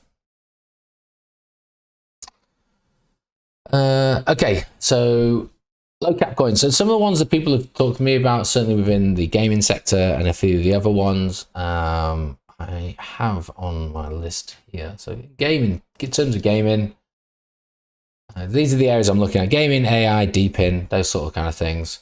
So Nakamoto is one that potentially looking good. I'm not going to run through what all of them do. You can research them yourself. Beam, I think a lot of you are already in Beam. But again, I mean, this one's hard to see because the 50's just printed. But we've had that off top. It might now come down and correct towards the 50. It had a hell of an explosion. And any of you that got in sub 10, I remember looking at it 10 going, it's going to have a pullback. It's going to have a pullback. It didn't. And then I'm just waiting for it to come back down. So maybe we might see sort of in around 14. Render, I mean, I got into this one a while ago and it's been a monster performer. I wish I'd bought more, but certainly one to have a look at. I know you said it hasn't experienced a bull run before, so this one might not qualify. I can't remember. It was just at the end of the bull run. Okay. This one, I think Render, you know, in terms of, because it's not experienced a bull run, what it can do. I've done a research video on this. Big fan of this project. So definitely check that one out. And then the other one that someone brought it to my attention is SIA. I don't know how you pronounce that. It's another layer one. Again, relatively new. project. When did it come out? So August of this year. It's performed obviously very well recently. I am not in on this one, so don't get me wrong. But you know, when people are talking about Solana and what it did, they're sort of saying potentially this one could be right up there. So it's something that I'm certainly looking at. I don't really want too many more layer ones, but you know, someone that I trust very well speaks very highly of this. I just need to get around and actually do some research on it myself. But it's definitely on the to have a look at list. And are there any others? I don't think so. Any of you that saw the injective video I did, I wish I knew about that one a lot sooner than I did. So I'm not getting, I love it. I think it's brilliant. I want a correction. You know, I just feel it needs it. You know, the mainnet upgrade, the air farming, riding off the back of that, it really pushed this thing high. But in terms of a decentralized exchange, what it can offer, I think it's one to definitely keep an eye on, but I want to see a pullback. So I'm going to wait on that. Again, this one's been around since 2018 though, so that's not a, I know it looks like it hasn't, but it has. So this was experienced a bull run before. Go back to your question. Moon River, Moonbeam, and Gala. I'll pick one, just because you've got Quant to have a look at, and then all these other ones. So Moonbeam, because I'm in Moonbeam. And it's doing well. It's finally starting to show some life. So for those of you like me that, you know, stuck it out and I was buying through here and I kept on buying and I got a nice bag with it staked. You know, there's no more token releases, you know, that we had attached to the parachain. So that's kind of tied up. Then it just, you know, it's picked up and the whole Polkadot ecosystem has had a bump, to be honest, which it needed because all the others had already had it and Polkadot was lagging behind. But it's good to see that Moonbeam is heading in the right direction. I think this is one of the most underrated projects out there. I've spoken about this. There's research tokens on it. A video, sorry, go and watch those. It's not experienced a bull run yet, and I would suggest that once it does and what it can do and potentially how Polkadot is moving in the future, this is one that I'm very excited to see how it performs. So I still don't think it's expensive at 47 cents in terms of where it can get to. It's starting to have a bit of a pullback. Maybe we might see it sub 40. But it only, you know, I mean, I think the last I bought it was 22 cents. So, you know, I'd buy more if I wanted to. I don't at sub 40. Yeah, I wouldn't have a problem with that at all. Quant, so what are my thoughts on Quant? So Quant I held, but I've sold. I've kind of moved on from Quant, not because I didn't like the project or anything like that. I just felt there were better moves to be had. And of course, guess what happened? It shot up. So I sold at 105 or something. And it went all the way up to 150. I mean, I wouldn't have sold at 150, but it is what it is. I took some of that money and put it into Tau. So it's a great project. It's one that perhaps I shouldn't have sold, but I just wasn't keeping tabs on it. So, but you know, it's got a good team behind it. It's obviously a good project in the sector it's going to be working in. I think it's got some big names that are, you know, interested in it and backing with it. I'm pretty sure Microsoft are interested, but yeah, I can see it doing very well. I just wanted to put some money into something else. So I took a little bit of profit and moved away from that one.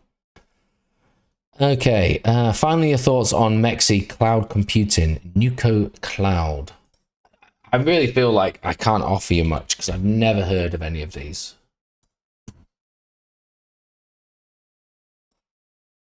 Okay, so it's been around since 2020. So it didn't do well last bull run at all, really. I mean, you think about it, 2020, every alt was going up. This thing was not. So I don't know what tokenomics maybe. Actually, it's only had 50% of its, so it does 50 million tokens, only 25 are out. Don't know what the emission rate is, but it wasn't like there was a massive dump beforehand. It might have been pre-sale, just dumping all through there. Website.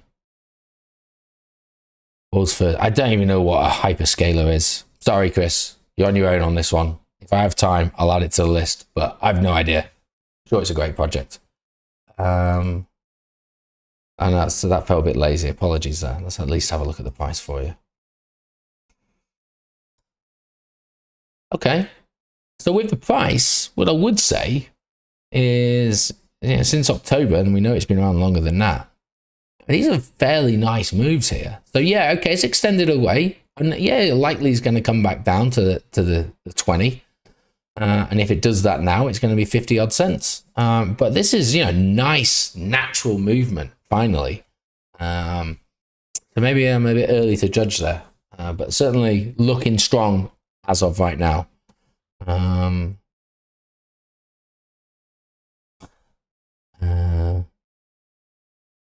Is there another one here? Yeah. Change. Chris, you ask a lot. I know which Chris it is, and I like it. Don't get me wrong. Change. I don't know if that's how you pronounce it. That I is throwing me. Okay, so it's on Mexi and Gates. Been around since 2021 as well. Did all right in the last bull run. These are summer. We had that alt season run, and then obviously the October, November, December blow off top. That's a bit of consolidating. We've seen it climb back up, but then it's come down. It's consolidating the levels it was in the bear market, which is great to see, and it's building off that. I mean, even from this simple chart, we can see it's doing relatively well. It's only got 400 million out of 7. So what's that? That's 60% circulating supply is out at the moment on the Fusion network. Never heard of it. Change. One marketplace, all crypto. As we craft change 2.0 to elevate your crypto journey, get ready for the ultimate DeFi. Is this it on the website? I can't tell you what it is because there's nothing to click on. I've got to download the app. Oh no, wait. Launch web app. Is this just some sort of like exchange? Potentially. Do you know what? Change. I bet you can swap. It's like a bridging platform. I don't know, but just given that it's called Change, it probably is. Okay, I mean, they're going to, they are always going to be needed, especially for people trying to get out of Ethereum with gas fees. So, if it can position itself well, if it's connected to other things, then it's probably got a chance. Okay, I'm going to... Happy New Year, Harvey. Hi there, Alex. P Gold, recommended by your mate Market Mobster. Do you have an opinion on this yet? I don't necessarily have an opinion on it. Do I own some? Yes, I do. How much? Well, it was about $50 worth. It's now worth about $300. It's not a huge amount. You can't buy it off any exchange. You have to go through the Algo web wallet, which is Terra Wallet. But I think even if you do, you won't unlock it.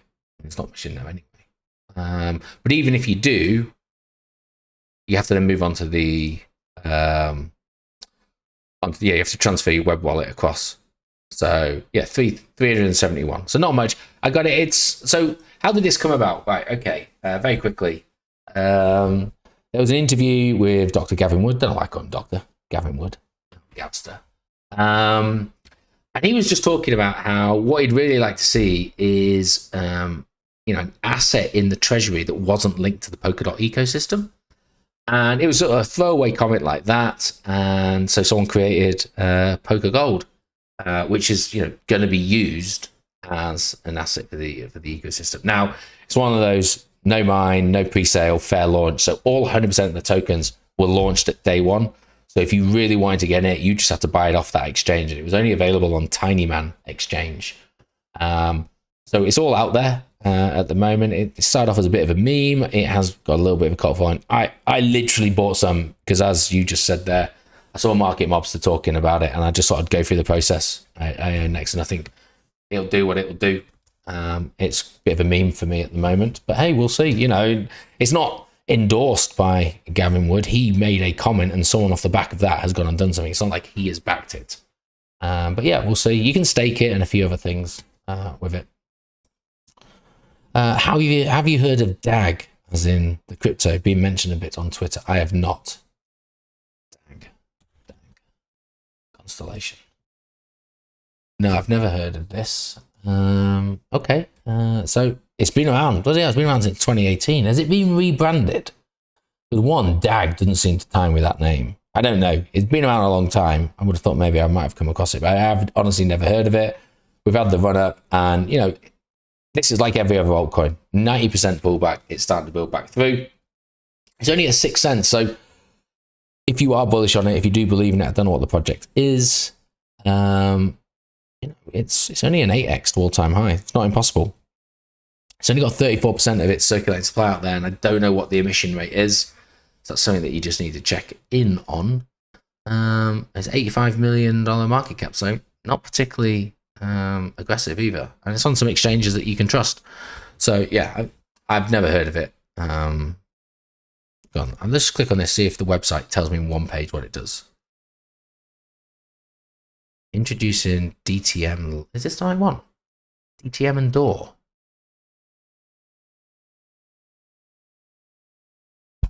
Sorry, it is. Okay. Is a feeless decentralized network that enables you to build the future of. Okay. Well, it's some sort of layer one things. I don't know what it is, but okay. I've not actually seen it being mentioned on Twitter. It's interesting how different people's align. Okay, what percentage of your pot is BTC? This is from John. And if when the ETF gets approved, do you have a target in mind to take some profit into Bitcoin or other alts in USDT? Okay, so bit of a weird one. So my main pot, personal pot, has about 25% in BTC. My business pot is 100% BTC. So overall, that's probably around about 50% of my portfolio is in BTC. With the business pot, I'm not doing anything stupid with it. It's just BTC. So that will never change. With my personal pot, absolutely. So one of my only New Year's resolution this year and next is just to take a few more risks. I've got a very well developed portfolio at the moment, and if I do nothing with it, that will see me do very well. Hopefully, if I can leave at the right time, because it's got a good balance of tokens within there. But I do want to maximize that, and so yeah, I am looking. So whenever I buy a token or project, whatever you want to call it, I log the BTC price as well, because I want to understand actually when the flip is happening. I'm starting to get more bang from a buck with BTC, and I will be looking to move, maybe not all of it, but certainly 50% of my personal BTC into other altcoins that I think could run well, with the idea of then converting that back into BTC. And then if I sell it back into stables for the bear market, which I'll probably do, is what I'll look to do. But yes, no, I don't have it in mind from an ETF, and I don't necessarily have a price target because I don't know how high the ETF could push as if it goes up.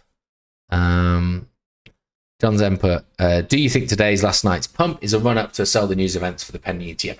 I find it interesting, and I mentioned this earlier, that the 1st of January, the night of the 1st of January, beginning of the 2nd, when Asia opened, the price started to move. So yeah, it does feel like that is prepping for some sort of decision. And let's face it, buying Bitcoin now is not necessarily the worst trade.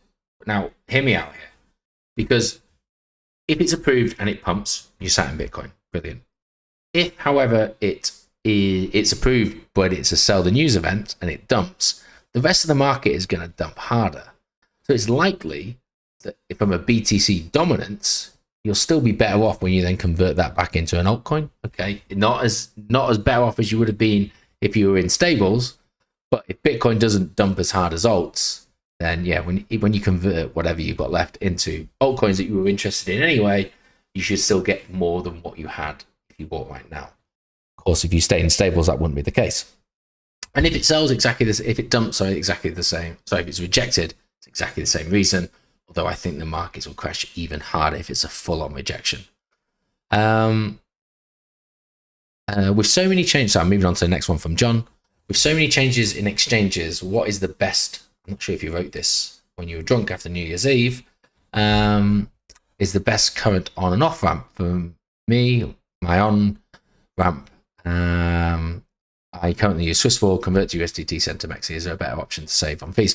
So that is the exact route that I do now. I've got the Genesis membership, if you will, for Swisswall. So my fees are very low. So that's why I use it, and my bank likes it. So for ease for me, that's what I go. There are people that use Revolut, PayPal, as in terms of just an on and off ramp. So you can send from your bank to them, and then from there you can either buy directly Bitcoin or you can send it to an exchange, but you're always going to pay fees. And so what you actually want to do is if it's the conversion, if it's sending it to the exchanges, you want to find Swissborg sends Tether over the Ethereum network, so it costs more. Whereas the likes of Bybit and Binance and everyone, you can use things like the Tron network, which is incredibly cheap and fast. So, you know, for an on-ramp, if you can find one like maybe Kraken, that you can use a different network, maybe the Binance Smart Chain or something like that, to just reduce on those fees, then yeah. But at the moment with the UK, we're unfortunately stuck in that where we're just hampered by the by what the banks are holding us back on. And then John's put, I plan on keeping a separate pot just for trading. When do you think would be a good time to get back to trading? And when could Simon's trade start again, do you think? So I honestly, you have to ask Simon that one. I imagine what Simon is probably looking at is a trending market. So, it's pretty easy to trend in a bull and a bear market, as long as you keep the leverage low, because you just go with, path of least resistance. So, I would say for me, post-halving, post-confirmation that noobs and retail are coming back in, I may look to start trading again. I'm kind of glad I'm out of it at the moment because it did eat into a lot of my life. But yeah, I would potentially look to just follow that, and then just go for relatively small trades. Whether you did that as an inverse perpetual, so using the actual cryptocurrency as your collateral in inverted commas, and just trade that at like 2x. Bitcoin, go long, and so your liquidation point, it's 50% away from where you currently are. So a massive dump, you should be all right. But all you're doing is just improving your holdings slow and steady. But you can keep it open for longer, potentially. But if you're wanting to day trade, then absolutely go for it. But I've got no particular time frame for going in. This last time I made the mistake of trading right at the end of the bull market into the crossover and into the bear market, and there was a bit of a messy period, shall we say, of me having to learn the hard way to change the mindset from longing to shorting. So I need to be better at just picking that area, because I wouldn't say I'm a particularly good trader. So I want all the advantages I can get, which working in a very strong trending market is probably going to be the best one. Stuart's put, if during the bull run we make and take significant profits, please tell me that you do. So 10x on a 10k gives you 90 grand's worth of profits. Yep. Switching from the original altcoin to stables would trigger a tax event requiring the HMRC. Nice. I have to read that. My dog's come in. Harry's opened the door. She's opened the door even. With the current banking situation in regards to fiat on and off ramps, what are people's strategies plans to cover this if our financial assets are invested? Do we think UK and EU banking regs will get tighter or more crypto friendly? Okay, a couple of questions there. So, yeah, think about it. Let's just assume you buy spot, you hold, and you only ever sell it once. That is, speak to an accountant. I have to say that. I am not an accountant, but whenever you sell Bitcoin back to USDT, and then you're going to move that to an exchange back to USD or GBP, that is a taxable event. So you are going to have to, when you get to the end of the financial year, and you put it all together, HMRC are going to go, Mr. Williams, I've taken your crypto, I've taken every other aspect of your life, and you owe me this much. You're going to have to find that money. Now, I'm quite lucky in the sense that I've had two pretty, not bad years, but, I have made losses, so hopefully I can offset those. Just depends on, I suppose, how long it takes me to actually realize some profit, but that'd be where we're looking to go. But yeah, you're going to have to try and find a way to get it out. Now, as far as I am aware, and everyone's bank seems to be different, and everyone's relationship with their bank seems to be different, but I've never had a problem taking money back from an exchange to my bank, and large amounts. Now, granted, I haven't done a large amount for a couple of years, but I have done small amounts, and in the thousands, and no one's ever stopped that. Likewise, I've never had a problem sending money. If I try and send 10,000 in one go, I might have a phone call from the bank. But typically, I've not had a problem. Going to your EU banking regulations, we're going to get tighter or more friendly. So there's two trains of thought here.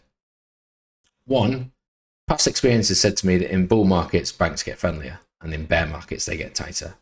So we've had bottlenecks in 2017. We had bottlenecks in 2020 sorry, 2016 and then 2020, but they opened up for the full bull. People were able to get money in. The other thing is, let's just say that the ETF is approved. This is just me thinking out loud here, but the ETF is approved. The SEC say, we have decided that crypto and Bitcoin in particular is a strong enough asset for you as to be able to trade it as an institutional firm. I mean, one, what would be interesting is if you could find out whether or not your bank, through whatever parent company, then goes into that investment. And then maybe you've got a leg to stand on when they ring you up and go, too risky, you can't do it. You can go, well, wait a second, buddy. But your CEO thinks it's safe enough for them.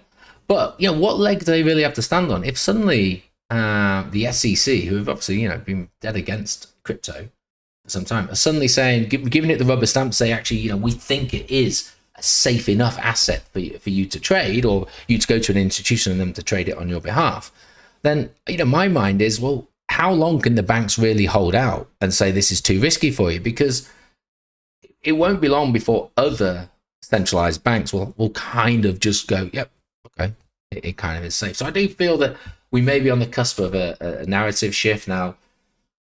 Rishi Sunak, I hate to get political, but before he became prime minister, there was definitely some, you know, positive vibes thrown out there that we wanted to become a crypto hub. And it seems to be that certainly the way that they are looking at the taxation of crypto, that is not going to be the case. So, you know, there needs to be some positive movement on there. The strangleholds in the bank are certainly restricting us as UK traders. So yeah, it is difficult. I'm going to leave it at that. Otherwise, I might come back. Kevin, I'm going to come back to your question in a second. I might as well keep the ball rolling with just my thoughts. Do you think it'd be, so Colts, but do you think it'd be wise to put a blanket long position on BTC with the anticipation of the ETF being approved? Well, I mentioned earlier about how you could do it if you were to purchase spot Bitcoin and where that could potentially go. In terms of a long position, you know, from a trading point of view, here's my problem is if this is a buy the rumor, sell the news event, you should have been buying, and I'm not saying, you know, I'm saying you, we should have been placing these trades, buying Bitcoin back in October. You know, we've had so long now, and now we've got to 99% of that distance. You know, the risk to reward really seems off. Whereas if you were buying back at 31,000, even if it dumped, you're still going to be pretty safe. So the problem you've got now is it is a coin flip. You know, and you could argue it's always going to have been a coin flip, but we're getting in on the cusp of a decision being made in which we feel it's going one way because we may be blindsided to you know, the reality of what the SEC is looking at, because we just see the fact that people are trying to recruit ETF managers, and we see TV adverts that are coming out and the level of meetings that they've had. So I personally wouldn't open up a trading position, but that's probably because I've just got a different risk to reward ratio. And as I said, I've already been buying Bitcoin for the last 13, 14 months. So I don't feel I need to.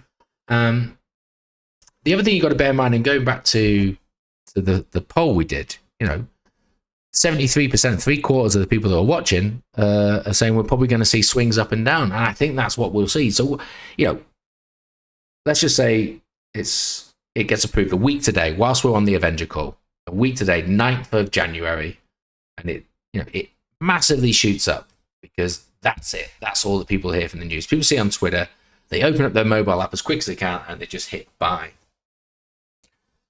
There's going to be some sell pressure from that, even if it's just on another 5-minute candle. You know, that it'll be like when you see CPI data listed.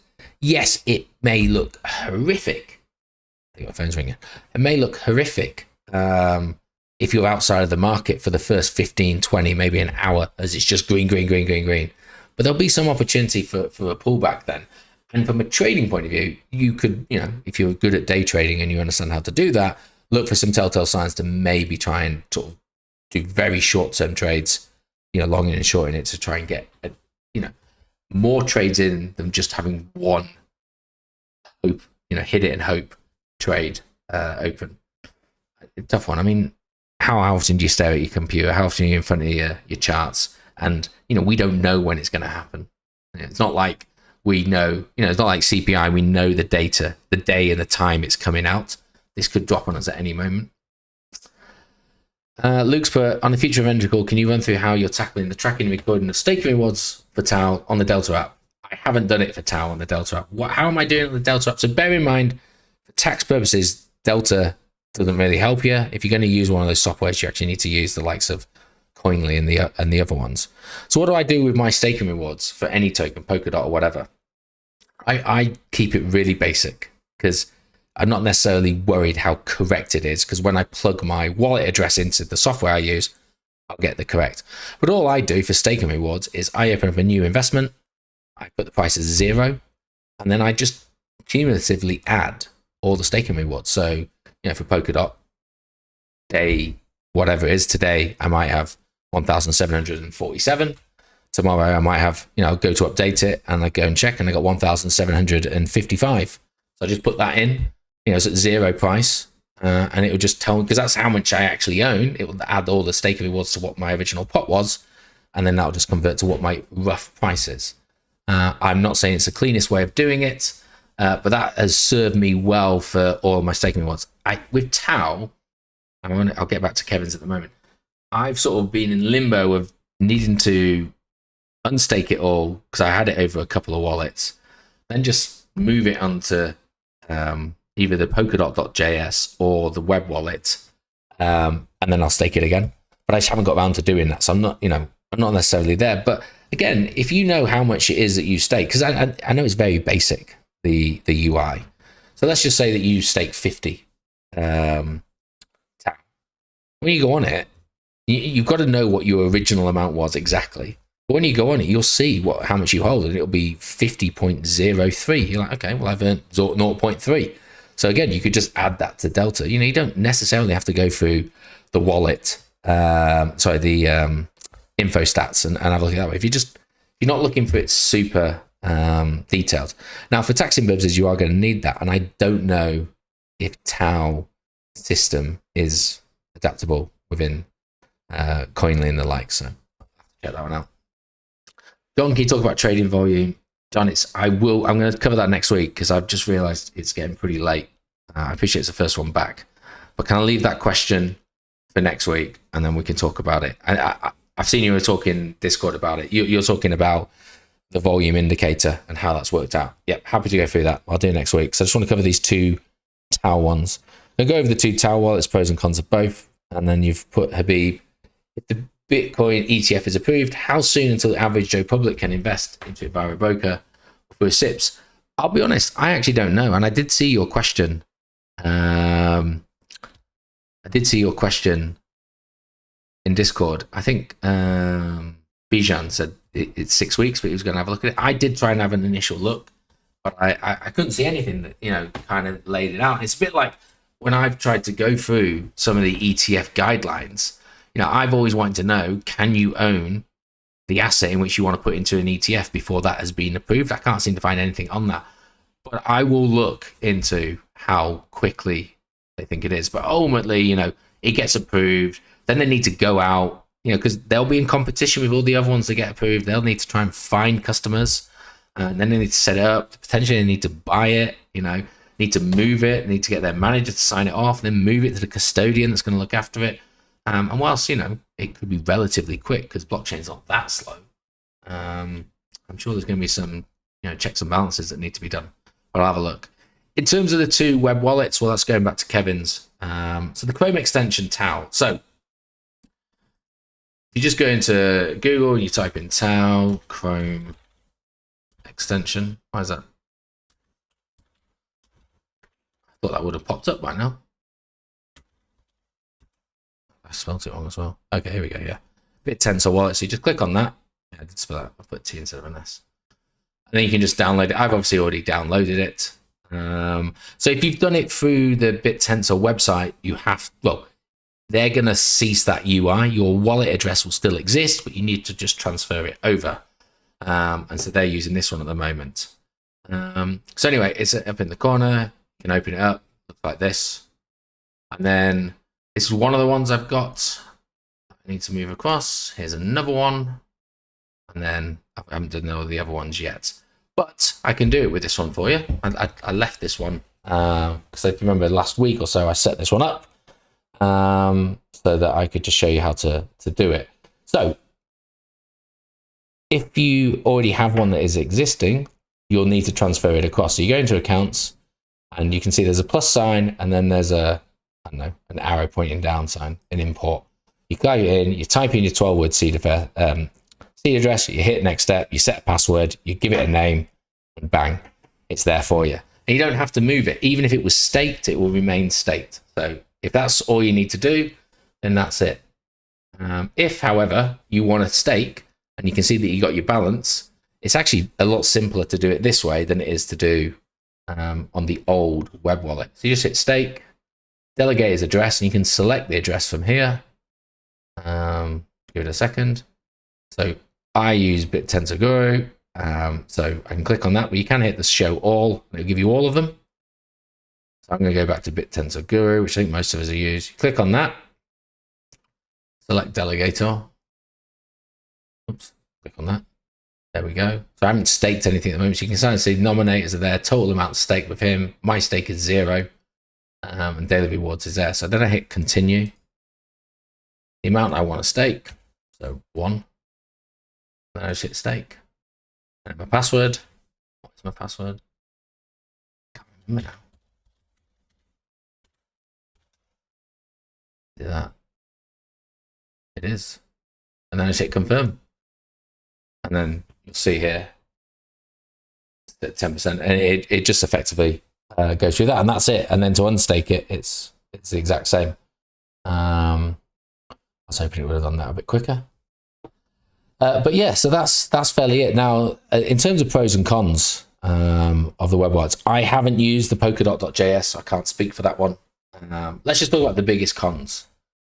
There's no hardware connection at the moment. If you want to stake, you can't, protect it via a hardware wallet, ledger, or whatever. So it's not as safe. Okay, you've got to bear that in mind.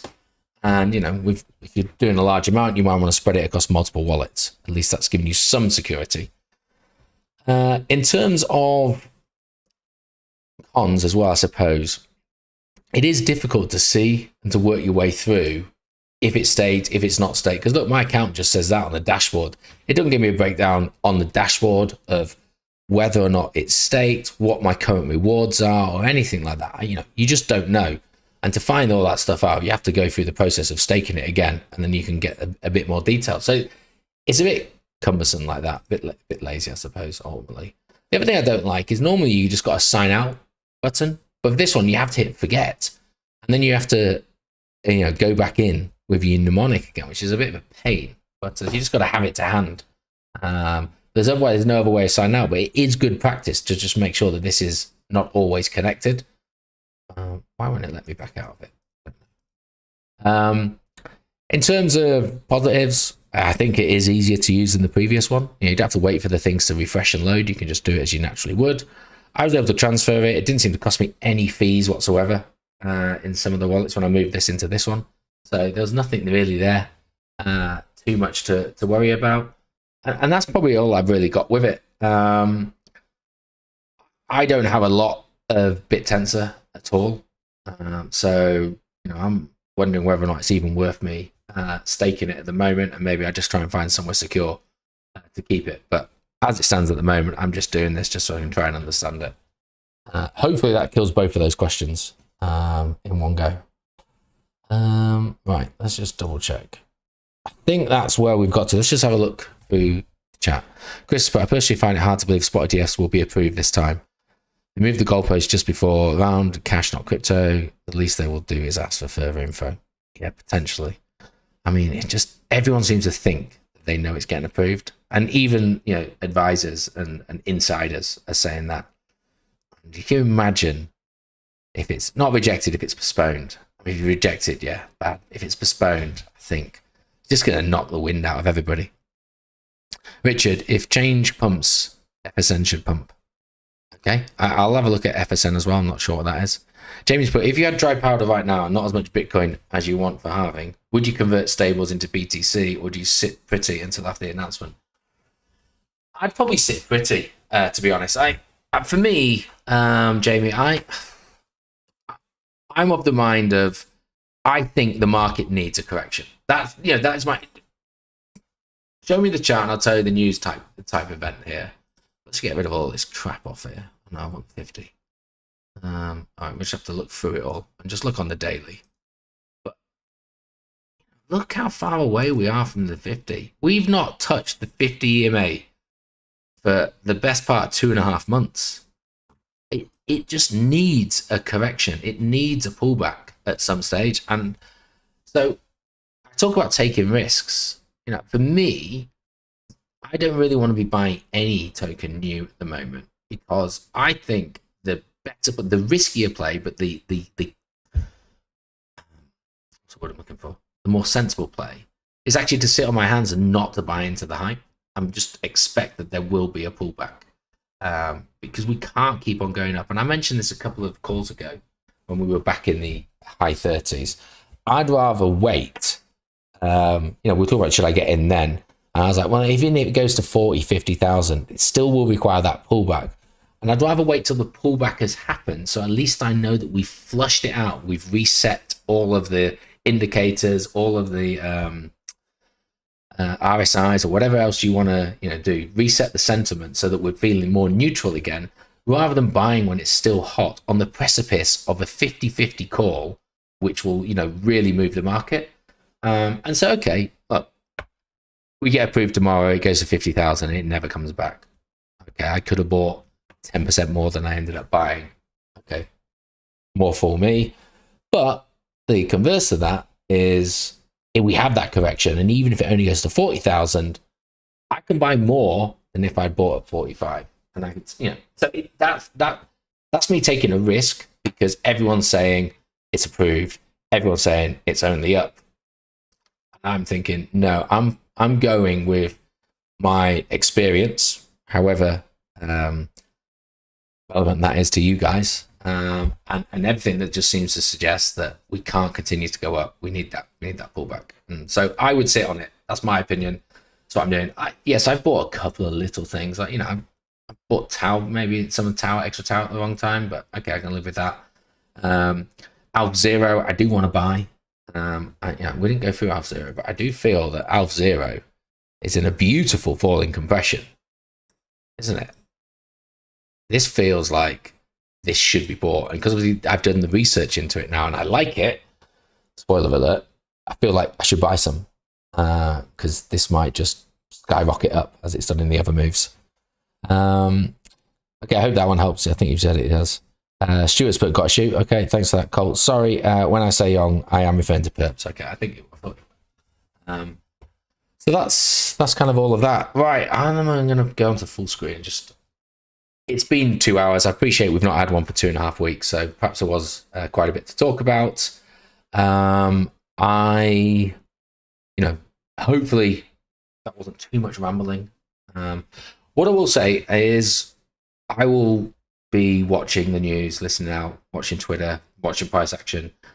Whenever we find out what happens, whether or not it's this Friday or it's next week, I'll try and just jump on and just do something live, just to sort of see where we're going and what it's doing. Now, hopefully it happens on a Tuesday, but before I go live on the call. But this ETF decision, people may not have paid too much attention to them in the past, but this one's a big one, just because there's so much riding on it in terms of sentiment in the market. So I think it's definitely worth it. But a bit like watching the CPI data come in, I think once this lands, I think it'll be interesting to see how the market goes. So it may be a very short notice. I'm live. I'll try and give as much notice as I can, but I think it's worth jumping on.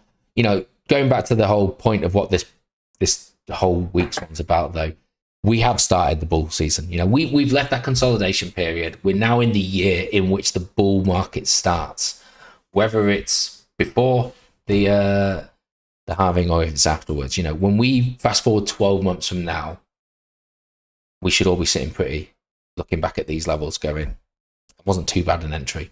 So, going back to Jamie's, if you get in now and you have to suck it underwater for 4 or 5 weeks, bigger picture, Obviously, we always want to try and get the best possible price we can. But yeah, I'm excited to see what this year brings. I think as a group, we did well in 2023. You know, at the beginning of the year, I sort of said it started off very well for me. Middle of the year, I probably should have held back. By the end of the year, I totally forgot about where I was in the middle. For those of you that just waited and got in on Casper and rode that and moved across, then you played that one pretty brilliantly, to be honest. But yeah, for the rest of it, guys, I hope you enjoy the rest of your evening, of what left of it. And yeah, you know, 7 days time from now, we should know where we're at, and yeah, it should be interesting. Thanks everyone, and I shall. When's the next one? The next one will be next Tuesday, 8 o'clock. But I may end up randomly going live. I will let everybody know if and when we do. Brilliant. Cheers everyone. Enjoy the rest of your evening, and I shall speak to you all soon. Thanks now.